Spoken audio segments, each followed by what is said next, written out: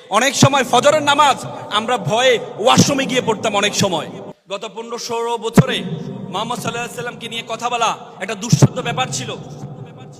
ব্যাপার ছিল। আমরা ঢাকা বিশ্ববিদ্যালয়ে যখন হলে থাকতাম, আমরা তখন কোরআন হাদিস নিয়ে কথা বলা এটা এক ধরনের থ্রেডের পর্যায়ে পড়তো। যারা কোরআন হাদিস নিয়ে কথা বলতো, যারা নিয়মিত নামাজ পড়তো, তাদেরকে ট্র্যাগিং দিয়ে তাকে মেরে হল থেকে বের করে দেওয়া হতো।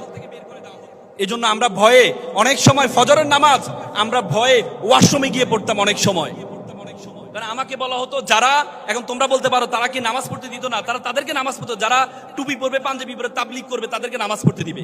কিন্তু শার্ট প্যান্ট পরে তুমি স্কুল থেকে আসছো, তুমি যে নামাজ পড়ো, তারা তখন শিবিরের ট্যাগিং দিয়ে আমাদেরকে মেরে হল থেকে বের করে দেওয়া হতো।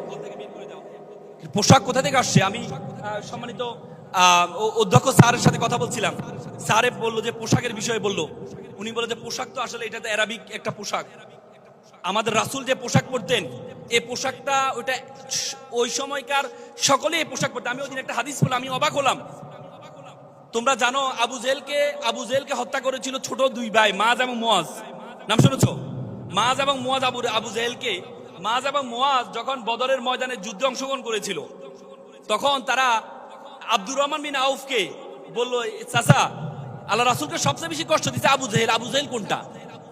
তখন আব্দুর রহমান বিন আউফ তখন ব্যাখ্যা দিচ্ছিলেন। হাদিসটা এভাবে আছে যে, ওই দেখো বড় জুব্বা পরা, বড় দাড়ি পরা, মাথায় পাগড়ি, এই যে ঘোড়ার উপরে, এই লোকটি হচ্ছে আবু জেহেল। আমি সেদিন অবাক হয়ে গিয়েছিলাম। তার মানে এই পোশাকটা ছিল, সকলেই পড়তো এই পোশাকটা।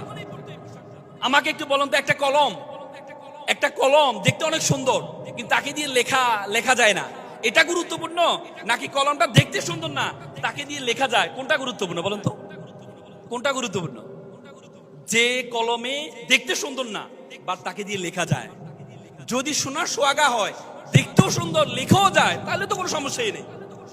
আমাদের কোনো আলেম দেখতে সুন্দর, পোশাক ভালো পরে, কিন্তু তাকে দিয়ে লেখা যায়, রাষ্ট্র ব্যবস্থা সবকিছু তাকে দিয়ে করা যায়, তাহলে এদের সোনার সোহাগা।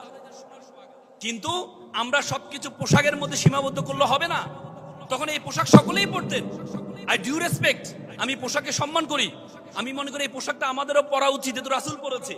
কিন্তু সেটা এমন না যে পোশাক পরলেই না পরলেই তোমার ঈমান থাকবে না, তোমার এ হবে না, এটা ঠিক না।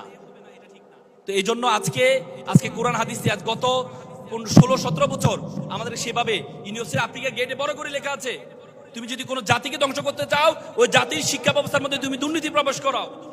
সেই শিক্ষা ব্যবস্থা যদি কোনো ডাক্তার তৈরি হয়, সে ভুল চিকিৎসা করবে, লক্ষ মানুষ মারা যাবে। সেই শিক্ষা ব্যবস্থা